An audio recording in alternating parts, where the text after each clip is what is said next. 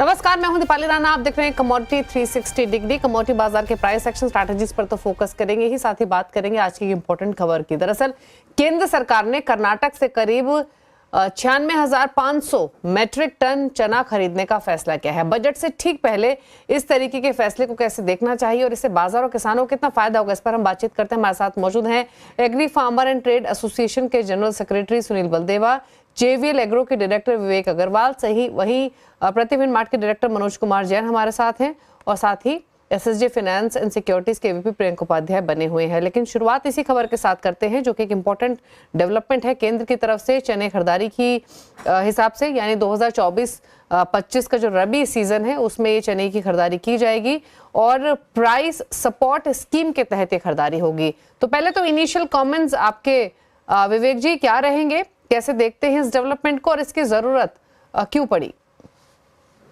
देखिए, ऐसा है कि ये पल्सेस मार्केट को सरकार ने पिछले बार भी ये कहा था कि हम एमएसपी पे प्रोक्योर करेंगे, और तुअर पे उन्होंने गारंटी दी थी कि हम 100% प्रोक्योर करेंगे। और उसी के तहत ये चने पे जो बाजार थोड़ा सा नरम होते दिख रहा था सरकार को, और सरकार ने उसी सपोर्ट के लिए मार्केट को स्टेब्लिश करने के लिए और फार्मर्स को भी एक अच्छा प्राइस देने के लिए ये पहल की है। पिछले लगातार कुछ दिनों से जो सरकार की नीतियां हैं उससे दालों के दाम लगभग एमएसपी और एमएसपी के आसपास है, जिससे कंज्यूमर को तो निश्चित रूप से फायदा हो रहा है, पर फार्मर्स के लिए चिंता का विषय था। ये जो कदम सरकार ने उठाया है, जो प्रोक्योर कर रही है एमएसपी के आसपास या जो सपोर्टिंग प्राइस पे, वो उसी सपोर्ट के लिए है ताकि फार्मर्स को किसी भी तरीके से सेटबैक ना लगे। कंज्यूमर का तो ध्यान सरकार ने रख लिया, अब यहाँ से उनकी जो नई पहल है फार्मर्स के लिए, उसी को ध्यान रख के उन्होंने ये प्राइस पे खरीदने की घोषणा की है। और आने वाले समय पे आप लगातार इस टाइप की घोषणाएं देखते रहेंगे, क्योंकि सरकार ने लक्ष्य रखा है उनको सब चीजें, जो भी पल्सेस की दालें हैं, स्पेशली तुअर और लेंटिल्स और चना, इसको वो प्रोक्योर मैक्सिमम रूप से करना चाहते हैं। तुअर पे तो उन्होंने कहा है कि हम 100% खरीदी करेंगे, जो भी प्रोडक्शन भारतीय किसान करेंगे, जो भी उत्पादन करेंगे वो हम एमएसपी या एमएसपी के ऊपर भी अगर बाजार है और अगर मार्केट में उसके बायर नहीं है तो सरकार उसको प्रोक्योर करेगी। उसी के तहत ये सरकार ने कर्नाटक की अधिसूचना जारी की है। ओके, तो शुरुआत कर्नाटक से और चने के साथ हुई है, लेकिन आगे भी डेवलपमेंट्स इस तरीके की हो सकती हैं। आपसे बातचीत करेंगे विवेक जी। सुनील बलदेवा भी हमारे साथ बने हुए। सुनील जी, आप कैसे देखते हैं इस डेवलपमेंट को? कर्नाटक की अब क्या जिम्मेदारी रहेगी? क्या एक्सपेक्ट करना चाहिए कि 90 दिनों में जो खरीद प्रक्रिया है वो पूरी होने की पॉसिबिलिटी है, और किस तरीके का फायदा आप देखते हैं कंज्यूमर्स और किसानों को? जी मैडम, जब तुअर की बुआई हो रही थी, सरकार ने 100% तुअर को है जो एमएसपी पे खरीदने का वायदा किया था। लेकिन तुअर की जो आवकें हैं, नए तुअर की आवकें किसानों की, वो 15 दिसंबर से चालू हो गई थी, लेकिन सरकार उसको 1 फरवरी से खरीद रही है। इसलिए हमने जाके 25 तारीख को और 27 तारीख को हमारी 2 मीटिंग थी। हमने दोनों जगह जाके हमारा प्रेजेंटेशन दिया और हमें बताया कि तुअर भी लेट हो रही है, यदि आप ऐसे करेंगे चने भी लेट होंगे, कि चने जो है कर्नाटक और महाराष्ट्र में बाकी स्टेटों से 1 या 1.5 महीने पहले आता है। यदि आपकी 90 दिन की खिड़की होती है आपकी खरीदी की, आप उसको 15 मार्च या 1 अप्रैल से चालू करेंगे, तब तक कर्नाटक और महाराष्ट्र का चना ज्यादातर किसानों का आके चला जाता है। तो हमने इनको ये रिक्वेस्ट किया था कि इसको फटाफट जल्दी से जल्दी होना चाहिए। तो ये बहुत अच्छी बात है कि सरकार ने तुरंत कदम उठाते हुए कम से कम कर्नाटक में खरीदी का ऐलान किया है। और मुझे लगता है कि सभी किसानों को चना, मसूर और तुअर, ये एमएसपी पे सरकार ने जैसा बोला है 100% तुअर खरीदेगी और 40% चना और मसूर कम से कम सरकार जो है खरीदेगी, ताकि किसानों को ज्यादा फायदा हो और हमें आगे जाके ये तैयारी करने का कोई जरूरत ना पड़े कि हम अर्जेंटीना, हम ब्राजील और नए नए देश देख के खोज के हम उनको बोलें कि हमारे यहाँ हमारे लिए दालें उगाओ। बल्कि हम यदि अपने किसानों के लिए हम यदि काम करेंगे और उनको अच्छे भाव देंगे, तो मुझे लगता है हमारे किसान ही सक्षम है पूरे देश को दाल खिलाने के लिए। बिल्कुल, सेल्फ सफिशिएंट होने की बात तो सरकार लगातार करती रही है, लेकिन इस तरीके के स्टेप्स की जरूरत है और आगे और भी इनिशिएटिव्स की जरूरत पड़ेगी अगर निर्भरता कम करनी है। लेकिन सुनील जी, एक चीज और, जो टारगेट रखा गया है या फिर जिसके साथ शुरुआत हो रही है, क्या ये अनएक्सपेक्टेड लाइंस ही है?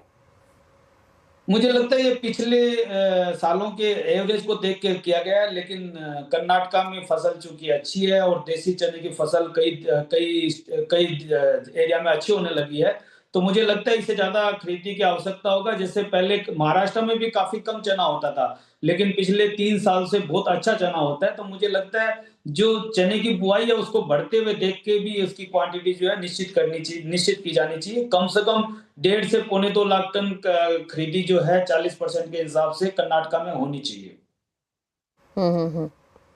ओके। अच्छा, एक चीज और यहाँ पर समझना चाहेंगे विवेक जी आपसे। फिलहाल अगर हम ओवरऑल चने की बुआई के आंकड़े देखें तो वो कैसे दिखाई दे रहे हैं? दूसरी तरफ लगातार हमने जो भाव हैं वो एमएसपी से कम खुले बाजार में कारोबार होते हुए देखे और शायद यही वजह है कि इस प्रोक्योरमेंट की जरूरत पड़ी। अब यहाँ से भाव कैसे दिख रहे हैं? देखिए, अभी सरकार ने जो पहल की थी, इंपोर्ट को खोला था और येलो पीस के इंपोर्ट को खोला था, उसका बहुत व्यापक प्रभाव पड़ा और पल्सेस प्राइस काफी कंट्रोल में रहे। इस बार का उत्पादन जो सरकारी आंकड़े हैं और जो जितना मुझे जानकारी 110 लाख टन के आसपास है, जो काफी अच्छा एक फिगर है। अभी सरकार इस पर विचार करेगी कि किसानों को अच्छा प्राइस देना है, तो सरकार येलो पीस इंपोर्ट पे शायद फरवरी के बाद वो उस पर ड्यूटी ले आए और या उसको रिस्ट्रिक्ट करे, तो वहां से फिर चने की कंजम्पशन बढ़ता जाएगा। और मैंने आज ही एक ट्वीट किया था कि हमने 29 लाख टन के आसपास येलो पीस दिसंबर तक इंपोर्ट किया था, जो बहुत बड़ी क्वांटिटी थी। अब जब उसकी उपलब्धता कम होगी येलो पीस की, तब चना का कंजम्पशन बढ़ेगा और मुझे लगता है कि वहां से थोड़े प्राइस बढ़ेंगे। सरकार के ये बहुत क्रूशियल रीजन रहेगा, इस पे सरकार क्या रुख लेती है। अगर सरकार ने जो नॉर्मल ट्रेंड है या जिस तरीके से सरकार अभी सोच रही है, तो मुझे लगता है कि यहाँ से अगर वो फार्मर्स को सपोर्ट करना चाहेगी तो जरूर इस पे कुछ कदम लेगी और इसके कारण फिर चने का जो प्राइस बढ़ेगा। क्रॉप इस बार काफी अच्छी है, इंपोर्ट भी काफी अच्छा है, उपलब्धता अच्छी है। कहीं न कहीं से सप्लाई साइड को थोड़ा कंट्रोल करना पड़ेगा, तो ही आपको यहाँ पे प्राइस बढ़ते हुए दिखेंगे। अदरवाइज प्राइजेस यहाँ से फ्लैट रहेंगे या एमएसपी के नीचे भी रह सकते हैं, अगर ये लगातार नीति यही रही तो। अच्छा, एक चीज और विवेक जी, चने के बाद अब बाकी पल्सेस की तरफ भी ध्यान जाता हुआ दिखाई देगा क्या? और रेडार पर कौन सी रह सकती है सरकार के? जैसे आपने भी कहा कि ये सिर्फ शुरुआत है, अच्छा स्टेप है, लेकिन किसानों को सपोर्ट करने के लिए इस तरीके के इनिशिएटिव्स बाकी इस पल्सेस पर भी फॉलो करने पड़ेंगे। देखिए, ये जो सरकार के लिए चुनौती है कंज्यूमर और फार्मर के बीच संतुलन, ये बहुत बहुत कठिन काम है और सरकार इस पे हर एंगल पे काम कर रही है। अभी तुअर को सरकार ने साल भर के लिए इंपोर्ट खोल दिया है, एक सप्लाई साइड आपने खोल दिया है और तुअर की एमएसपी भी आपने बढ़ाई हुई है। तो तुअर को तो मुझे लगता है कि सरकार ने एक गारंटी के रूप में संभाल लिया है। तो एक तुअर को निश्चित रूप से सरकार का समर्थन प्राप्त है। चने के लिए उन्होंने ये कदम उठा दिया है। अब बचा लेंटिल्स। अब लेंटिल्स पे मार्केट पे ये चर्चा है और मतलब व्यापारी वर्ग भी और सरकार भी सोच रही है कि मार्च के बाद इसमें क्या ड्यूटी आएगी। इसकी संभावना काफी हद तक लगती है कि ड्यूटी आ सकती है, ताकि यहाँ पे प्राइस बढ़े। तो उसके अलावा बाकी पल्सेस की उपलब्धता अच्छी है बाजार पे। मुझे लगता नहीं कि 2025 पे कोई भी बाजार काफी तेज रूप से बढ़ेंगे, उनके प्राइस में बढ़ोतरी होगी।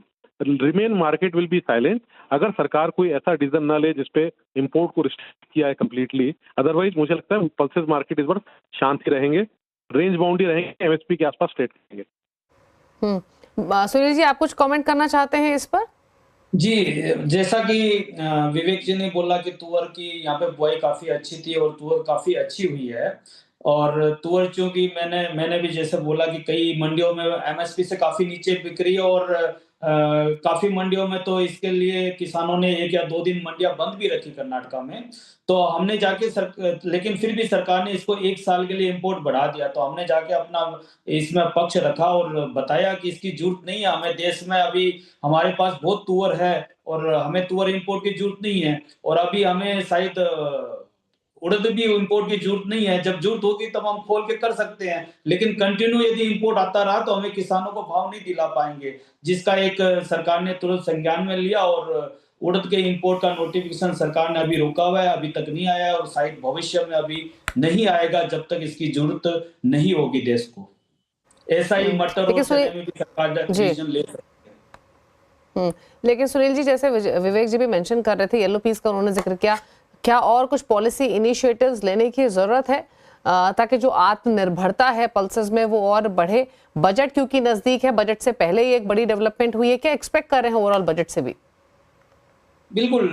हमारे पास मटर बहुतायत में है। मटर हमारे पास 8 महीने का स्टॉक पड़ा है पोर्ट पे। हमें मटर इंपोर्ट की जरूरत नहीं है। चना हमारा अभी एमएसपी से नीचे हो गया है। 53-54 की मंडियां बिकने लगी है, जबकि हमारी एमएसपी 5640 है। नई अरावल चालू होने वाली है। मसूर की हम बात करें तो मसूर एमएसपी से काफी नीचे बिक रही है। सरकार भी जो मसूर बेच रही है वो 5700-5800 बेच रही है। तो हमने जाके सारी बातें सरकार को बताई है। शायद जल्दी ही बजट के बाद जब डिसीजन होगा एमओएस का, तो मुझे लगता है काफी अच्छे डिसीजन किसानों और इंडस्ट्री के लिए आने चाहिए। अच्छा विवेक जी, एक चीज और, रिपोर्ट्स हालांकि बजट में क्या अनाउंसमेंट होंगी वो तो समय ही बताएगा, 2 दिन बाद बजट भी है, लेकिन एक्सपेक्टेशंस तो ये भी है कि बजट में पल्सेस को लेकर कोई पैकेज अनवील किया जा सकता है। रिपोर्ट्स ये भी रही कि सेंटर की नजर बनी हुई है अग्रेसिवली प्रोक्योर करने की, तूर, उड़द, लेंटिल फार्मर्स के थ्रू प्राइस स्टेबलाइजेशन फंड या फिर प्राइस स्टेबलाइजेशन स्कीम के थ्रू। कितनी लाइकली इन सब पॉसिबिलिटीज की दिख रही है? देखिए, बहुत बहुत ज्यादा है इसकी पॉसिबिलिटी, और मुझे लगता है सरकार जरूर कोई ना कोई बड़ी घोषणा की पल्सेस को लेके। और जो इंपोर्ट पे डिपेंडेंसी है, सरकार ने पहले ही जाहिर किया था कि हम इसको कम रखना चाहते हैं, लेकिन उसके बावजूद मार्केट जो एग्रीकल्चर प्रोडक्ट है मानसून पे बहुत डिपेंड करता है। तो हम लोग बहुत क्लोज पॉलिसी तो नहीं अपनाएंगे, जो मेरा अपना मानना है। सरकार कहीं ना कहीं ये जगह रखेगी ताकि हम कभी जरूरत पड़े तो इंपोर्ट कर सकें। हमारी बहुत बड़ी पॉपुलेशन है, पर फार्मर्स को सपोर्ट करने के लिए मुझे लगता है चना, तुअर, मसूर, इन सब पे सरकार एमएसपी और एमएसपी के ऊपर बाइंग करने की पूरी कोशिश करेगी। अच्छे बीज और बहुत सस्ते दामों पे रूरल एरियाज में जहाँ पे दालों की खेती नहीं होती है उसको बढ़ाने की घोषणा करेगी। और सरकार प्रोत्साहित करेगी, आप लेंटिल्स अगर कोई भी दाल अगर उत्पादन करते हैं तो उनको किसी न किसी माध्यम से सब्सिडी दी जाए ताकि फार्मर्स को डायरेक्ट बेनिफिट मिले, और उसके लिए वो हमेशा उत्पादन के लिए अग्रसर रहे। तो एक अच्छी उम्मीद जरूर है पल्सेस इंडस्ट्री को, खासकर फार्मर्स को। सरकार इससे कोई अच्छी घोषणाएं करेंगी और एश्योर करेंगी कि एक अच्छे प्राइस पे सरकार प्रोक्योर कर सके। एक चीज और विवेक जी, अगर हम चने की ही बात करें तो अभी कर्नाटक से तो शुरुआत हुई है, क्या ये बाकी दूसरे स्टेट्स में भी एक्सटेंड होते हुए दिख सकता है? अभी बहुत जल्दी है इस बारे में बोलना। मुझे लगता है सरकार थोड़ा वेट एंड वॉच करेगी, और मार्च के बाद शायद वो इसमें और कुछ घोषणाएं करें। उसके बाद मार्केट की स्थिति देख के अगर पल्सेस प्राइसेस बढ़ते हैं तो किसान खुले बाजार में भी अपना माल बेच सकता है और प्राइसेस एमएसपी के ऊपर रहे तो सरकार को दखलंदाजी की जरूरत नहीं पड़ेगी। तो मुझे लगता है सरकार कोशिश करेगी कि ये प्राइसेस जो है यहाँ पे स्टेबल हो, प्राइस यहाँ घटे ना, और एमएसपी के ऊपर बाजार ट्रेड करे, तो ताकि किसानों को या तो सरकार खरीदे या खुले बाजार पे उनका माल बिक सके अच्छे भाव पे। अच्छा सुनील जी, अगर हम कुल दलहन के उत्पादन की बात करें तो 3 राज्य जो मेजरली कंट्रीब्यूट करते हैं उसमें राजस्थान, महाराष्ट्र और कर्नाटक हैं। कर्नाटक के ऑलरेडी हम चने के पर्सपेक्टिव से बातचीत कर ही रहे हैं, लेकिन ओवरऑल जो उत्पादन है वो कैसा दिखाई दे रहा है अगर हम ओवरऑल पूरे पल्सेस के पैक को देखें?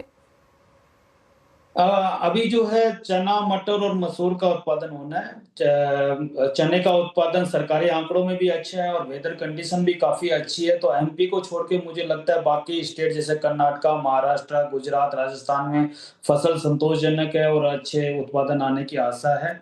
मसूर और मटर की बात करें कि मटर बहुत ज्यादा मंदे भाव चल रहे हैं, इसलिए किसान ने मटर की तरफ रुख नहीं किया। मटर की जगह दूसरी कमोडिटी की तरफ गए हैं या फिर हरी मटर की तरफ ज्यादा गए हैं, ताकि उसका भाव जो है तुरंत अच्छा और बढ़िया मिल सके। तो हरी मटर जरूर है, लेकिन येलो मटर की बात करें तो काफी कम प्रोडक्टिविटी रहने की आशंका हो गई है।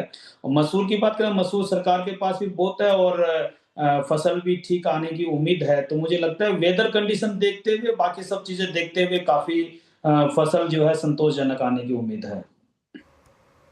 ओके, चलिए, तो ये बातचीत हुई पल्सेस की, और एक इम्पॉर्टेंट डेवलपमेंट चने के प्रोक्योरमेंट से जुड़ी हुई आज हमारे सामने भी आई।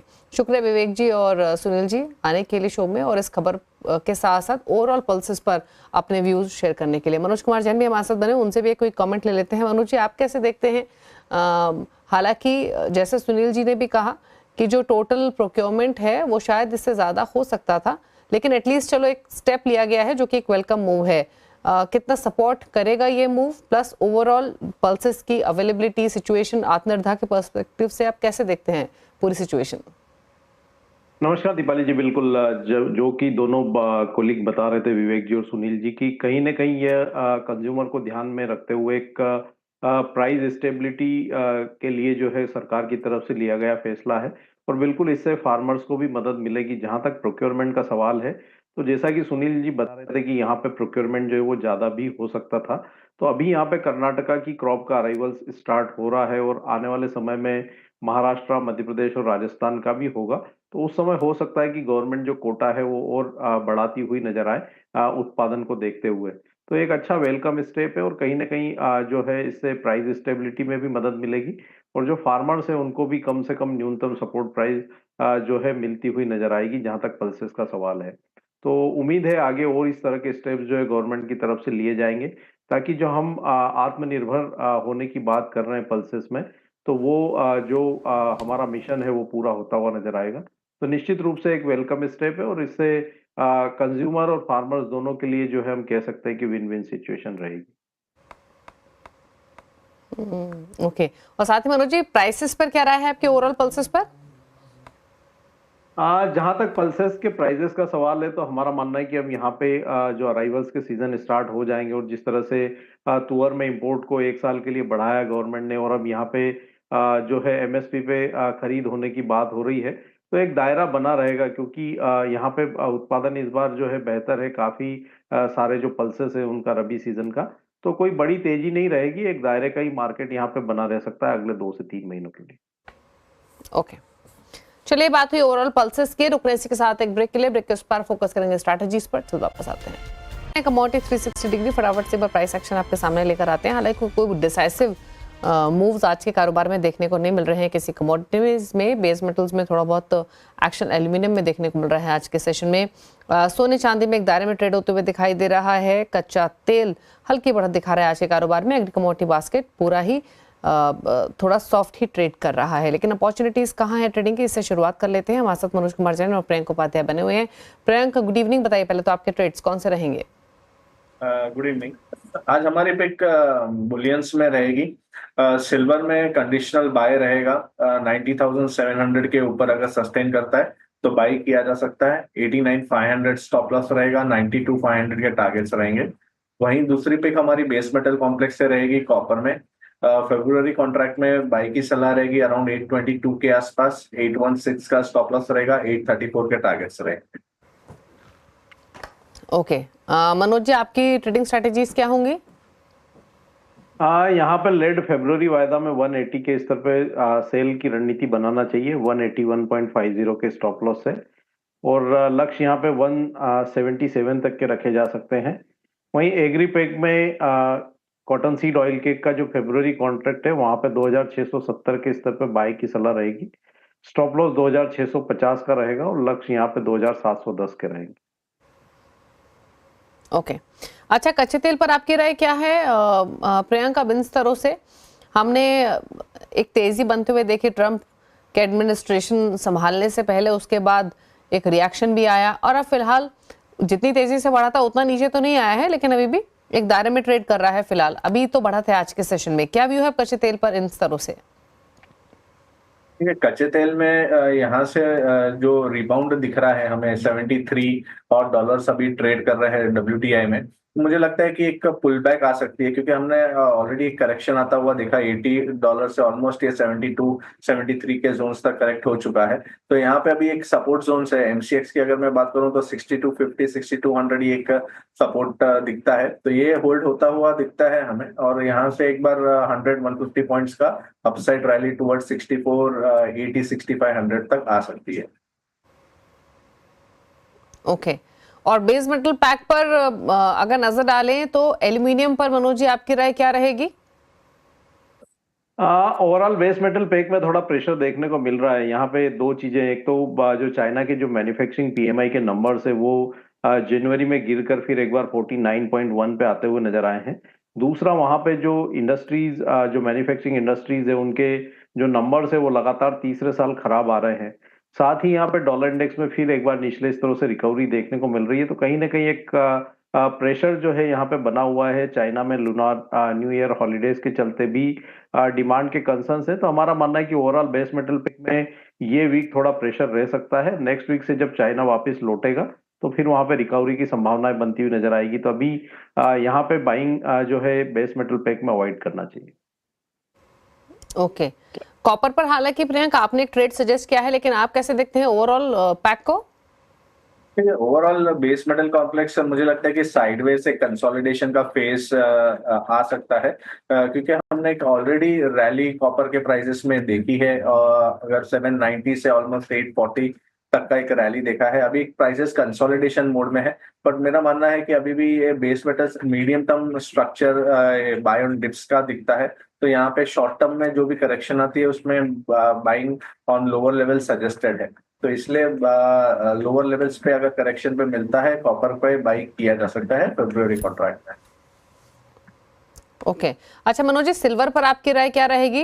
इंटरनेशनल मार्केट्स में भी प्राइसेस होल्ड कर रहे हैं, $30.5 के ऊपर ही है। क्या राय है यहाँ से सिल्वर पर?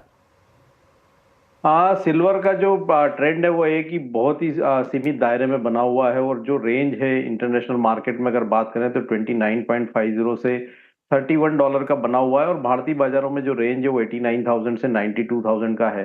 तो हमारा मानना है कि यहाँ पे ये फेड मीटिंग आउटकम्स के पहले तक जो रेंज है वो बनी रह सकती है। तो एक साइडवेज मूव देखने को मिलेगा यहाँ पे, और अभी बेहतर होगा कि यहाँ पे अगले 1 से 2 सेशन जो है सिल्वर से थोड़ी दूरी बना के रखें। एक बार फेड मीटिंग के आउटकम्स आने दें, फिर वहां पे अच्छे डिप्स मिले तो वहां पे निचले स्तर पर बाइंग की सलाह रहेगी। फिलहाल यहाँ पे ये लेवल पे रिस्क रिवॉर्ड फेवरेबल नजर नहीं आता। प्रियंक, डॉलर इंडेक्स पर क्या राय रहेगी आपके इन लेवल से? डॉलर इंडेक्स में हमने एक रिबाउंड आते हुए देखा है। एक अच्छा करेक्शन 110 111 जोन से अभी ऑलमोस्ट 108 107 तक एक बार करेक्शन आता हुआ दिखा है। नियर टर्म सपोर्ट्स में हम देख रहे हैं डॉलर इंडेक्स में अराउंड 106 80 से लेके 106 जोन ये एक सपोर्ट बैंड है। तो ये होल्ड होता है तो एक बार एक पुल बैक में फिर से हम 109 110 जो रिसेंट स्विंग हाइस थे वहां तक एक बार डॉलर इंडेक्स फिर से आ सकता है। अच्छा, अगर स्पाइसेस के पैक में मनोज जी, टर्मरिक पर आपकी राय क्या रहेगी? क्योंकि जो प्राइसेस में हमने प्रेशर देखा है वो इसी वजह से देखा है कि जो हार्वेस्टिंग है वो शुरू हो चुकी है कर्नाटका में, आंध्र प्रदेश में, जल्द तेलंगाना में भी शुरू होगी। तो ये फैक्टर्स तो प्रेशर डाल ही रहे हैं। कैसे देखते हैं आप प्राइसेस को यहाँ से? पहले लो यील्ड्स के कंसर्न जरूर थे, लेकिन अब जिस तरीके के अराइवल दिखाई दे रहे हैं, क्या ये प्रेशर और एक्सटेंड होगा? क्या राय है टर्मरिक पर? बिल्कुल, यहाँ पे अभी तक की जो वेदर कंडीशन है ओवरऑल रबी क्रॉप के लिए काफी फेवरेबल है, और उसी के चलते हम देख रहे हैं कि यहाँ पे लगातार प्रेशर जो है सारे ही एग्री पैक में बना हुआ है। स्पाइसेस में भी हम लगातार 2-3 सेशन से प्रेशर देख रहे हैं। टर्मरिक का जो अप्रैल वायदा है वहां पे 13,740 एक स्ट्रॉन्ग सपोर्ट बना हुआ था, और हमने इस सप्ताह उसके नीचे कीमतों को फिसलते हुए देखा है। तो हमारा मानना है कि कीमतें जब तक 13,740 के स्तर के नीचे क्लोजिंग बेसिस पे बनी हुई है तो यहाँ पे प्रेशर बना रह सकता है, और नीचे में 13,100 13,000 तक के स्तर भी जो है शॉर्ट टर्म में देखने को मिल सकते हैं। तो यहाँ भी अगर कोई उछाला आता है 13,600 के आसपास तो बिकवाली कर सकते हैं। 13,750 के स्टॉप लॉस से नीचे में 13,100 13,000 तक के स्तर देखने को मिल सकते हैं। और साथ ही कोरिएंडर पर राय क्या रहेगी? कोरिएंडर में भी सेम, यहाँ पे भी हम देख रहे हैं कि जो वेदर है वो फेवरेबल है, और जो आंकड़े निकल कर आ रहे हैं कि गुजरात में यहाँ पे यील्ड बेहतर रह सकती है, और उसी के चलते प्रेशर कीमतों में देखने को मिल रहा है। तो कोरिएंडर में भी वर्तमान लेवल से 100-150 रुपए की गिरावट और शॉर्ट टर्म में देखने को मिल सकती है। तो बेहतर होगा बाइंग अभी यहाँ पे ओवरऑल स्पाइसेस पैक में अवॉइड करके चलें, और यहाँ पे अगर कोई भी थोड़ा सा उछाल आता है तो बिकवाली करके चल सकते हैं। ओके, चलिए, तो ये राय रही आपके लिए स्पाइसेस पर। कोरिएंडर भी प्रेशर में है, टर्मरिक में भी दबाव देखने को मिल रहा है। जीरा फ्लैट टुवर्ड्स नेगेटिव बासत कर रहा है ट्रेड। तो ये ओवरऑल स्पाइसेस की बात हुई। टर्मरिक तो इस समय 0.5% नीचे कारोबार कर रहा है 13,442 पर। जीरा बिल्कुल फ्लैट कर रहा है, कोई खास प्राइस एक्शन देखने को नहीं मिल रहा है। चलिए, शुक्रिया प्रियंक और मनोज जी, आप दोनों का ही शो में आने के लिए, सभी स्ट्रैटेजीज पर अपनी राय रखने के लिए। इसी के साथ एक ब्रेक के उस पर आवाज समाचार। नमस्कार।